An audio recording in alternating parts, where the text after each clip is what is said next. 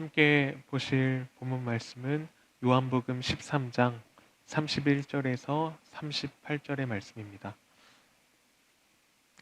요한복음 13장 31절에서 38절 말씀입니다. 한 절씩 교독하시고 마지막 절은 함께 봉독하겠습니다.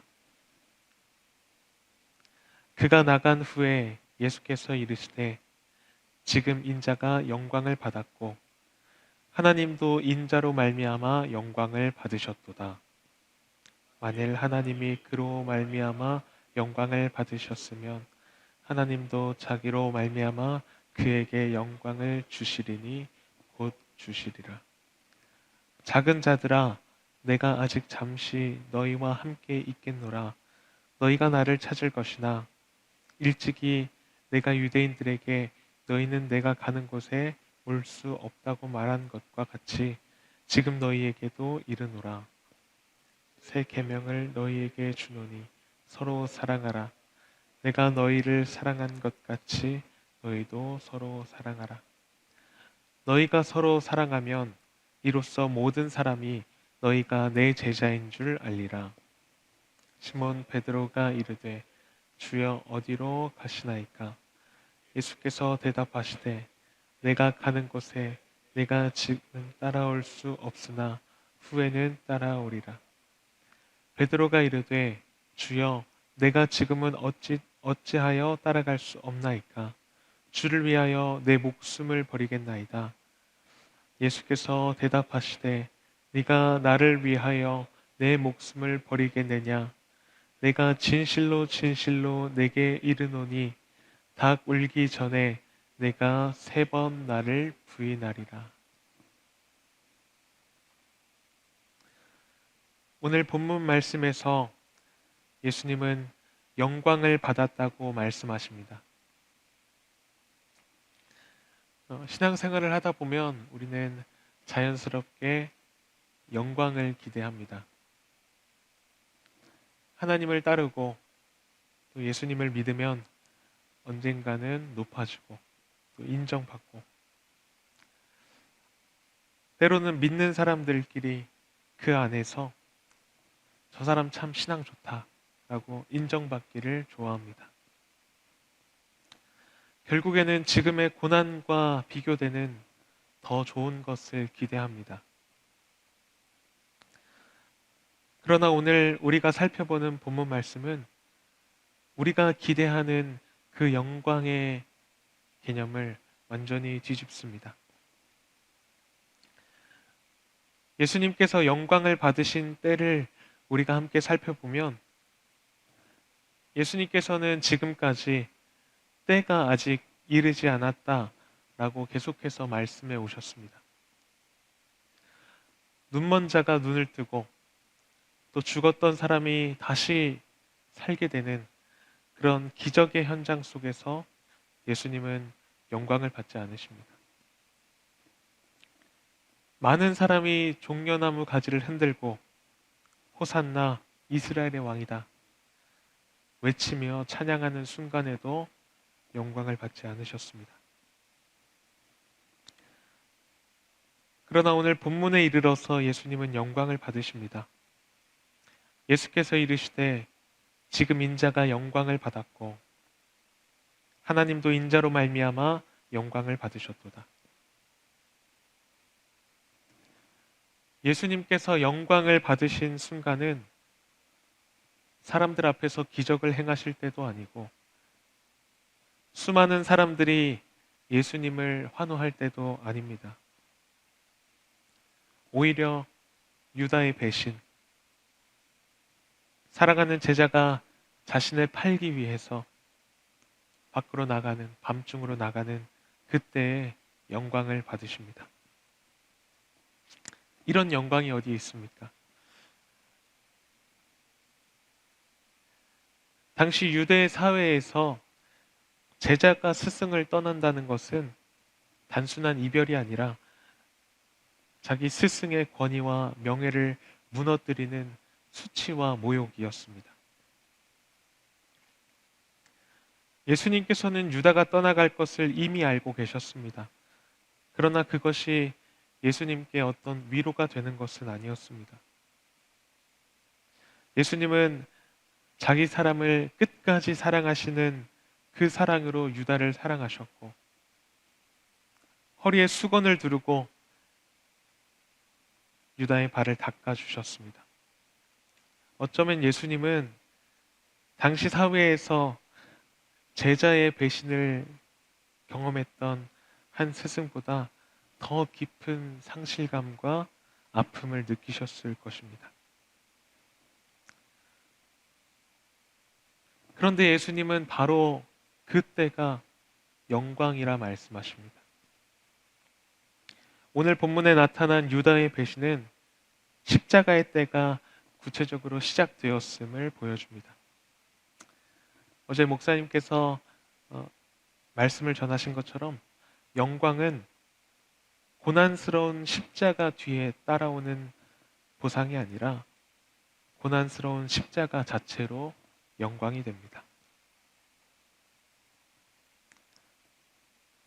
십자가가 영광이 될 수 있는 것은 그것이 하나님 아버지께서 아들 예수님께 맡기신 일이었기 때문입니다. 요한복음 17장 4절에서 예수님은 이렇게 말씀하십니다. 아버지께서 내게 하라고 주신 일을 내가 이루어 아버지를 이 세상에서 영화롭게 하였사오니. 그리고 예수께서 아버지께 돌린 영광은 아들에게 다시 돌려줍니다. 오늘 본문 말씀 32절입니다.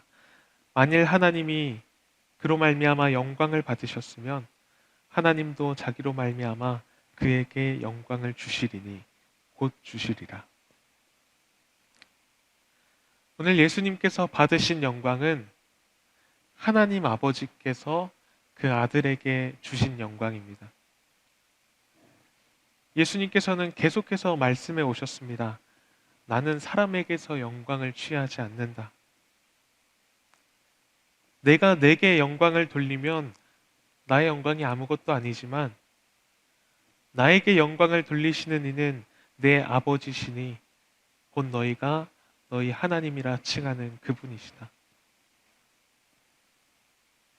예수님께서 받으신 영광은 세상의 가치를 따른 사람의 영광도 아니고 자기 자신의 만족을 위한 영광도 아니고 오직 아버지께서 주신 영광입니다. 이것이 우리가 추구해야 될 영광의 모습입니다. 사람이 주는 영광, 자기 만족을 위한 영광을 내려놓고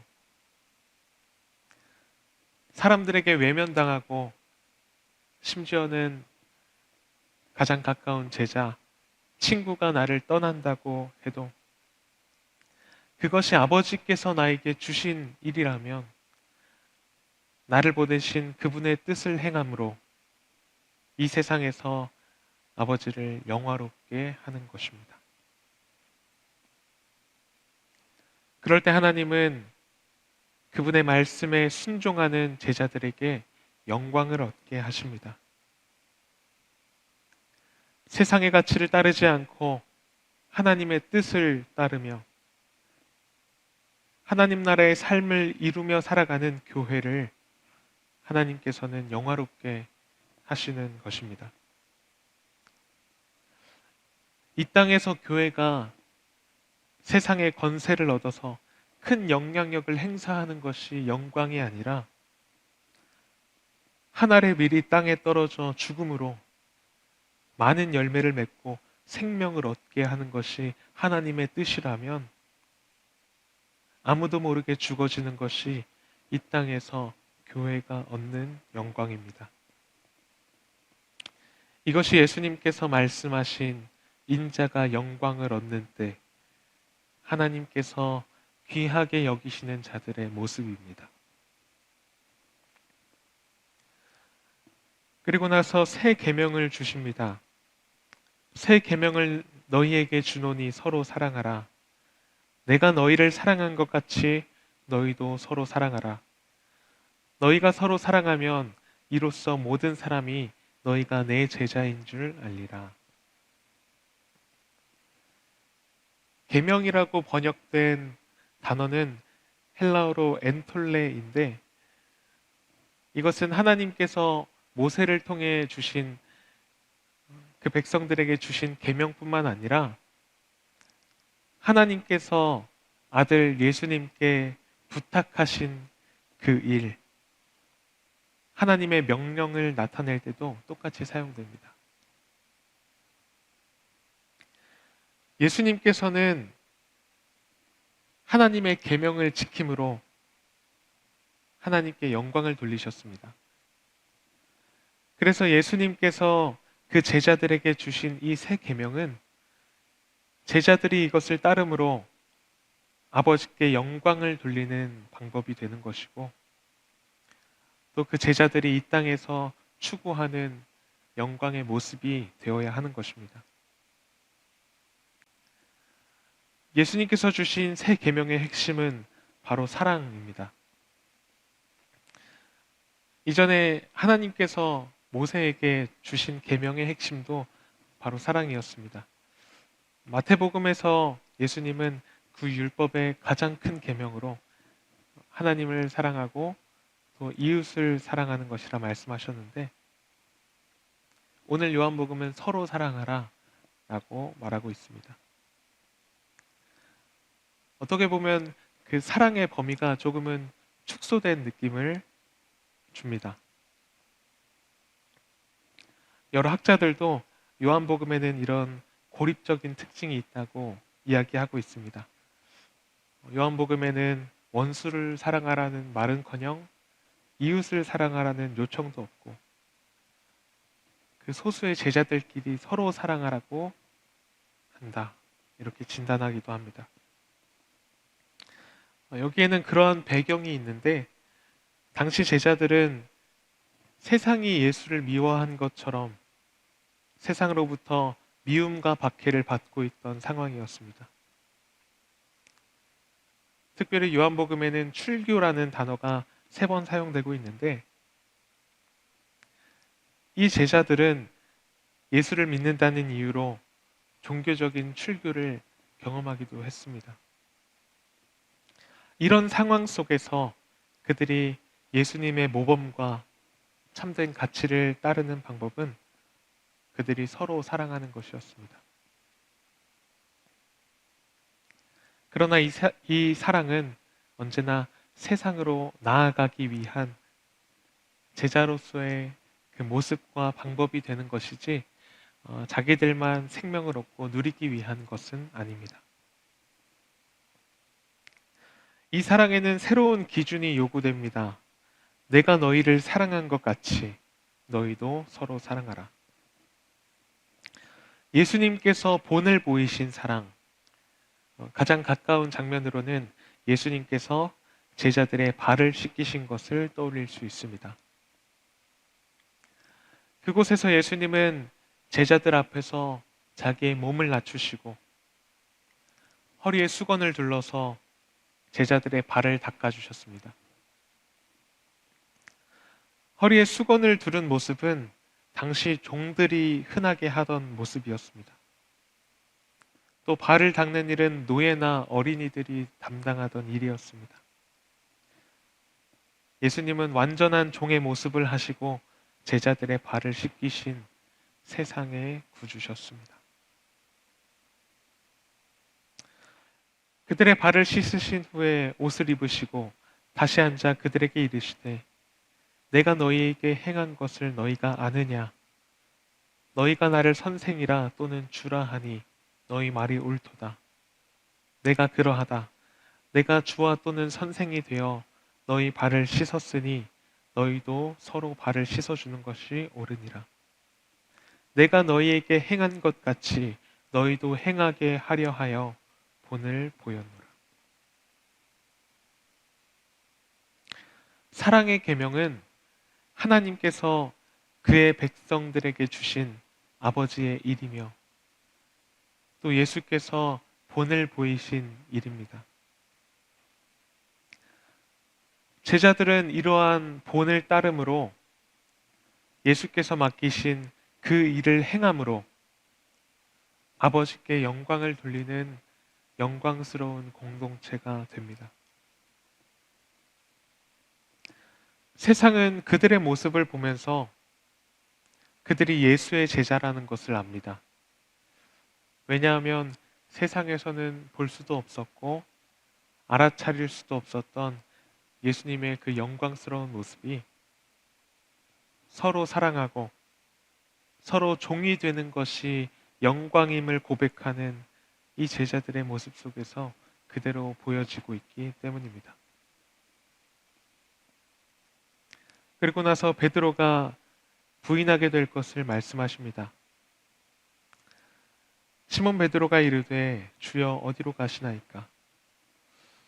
예수께서 대답하시되 내가 가는 곳에 내가 지금은 따라올 수 없으나 후에는 따라오리라. 베드로가 이르되 주여 내가 지금은 어찌하여 따라갈 수 없나이까? 주를 위하여 내 목숨을 버리겠나이다.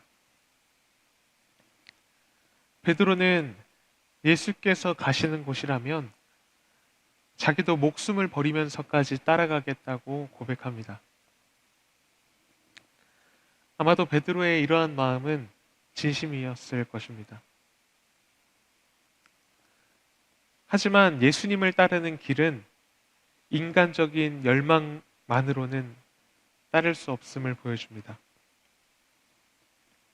바울도 그랬습니다. 하나님을 향한 열심은 있었지만 그 열심으로 교회를 박해했습니다.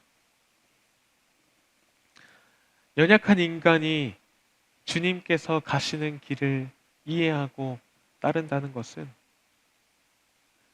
온전히 예수님의 본을 따르는 길밖에는 없습니다. 그 길은 이후에 그들에게 보내실 모든 진리 가운데로 인도하시는 성령님을 우리의 마음에 모시고 그분과 동행할 때 우리는 주님의 길을 바로 알고 따라갈 수 있게 되는 것입니다. 예수님께서는 단호하게 대답하십니다. 예수께서 대답하시되 네가 나를 위하여 내 목숨을 버리겠느냐? 내가 진실로 진실로 내게 이르노니 닭 울기 전에 네가 3번 나를 부인하리라. 우리는 성령님의 인도하심 없이 예수님이 누구신지 그분이 하는 일이 무엇인지 알지 못합니다. 무엇이 참된 영광인지 깨달을 수 없습니다. 주님을 모르고 여전히 세상의 영광을 추구하는 우리의 인간적인 열망으로는 베드로가 주님을 3번 부인하듯 우리는 완전한 실패를 경험할 수밖에 없을 것입니다. 계속해서 말씀을 묵상해 나가실 때 성령님의 인도하심을 구하셨으면 좋겠습니다. 우리가 주님의 일하심을 바로 알아서 뜻없이 외쳐지는 나의 열정이 아니라 하나님의 일하심, 이 땅에서 이루어지고 있는 하나님의 나라의 그 참된 영광을 바라보는 우리가 되기를 소망합니다.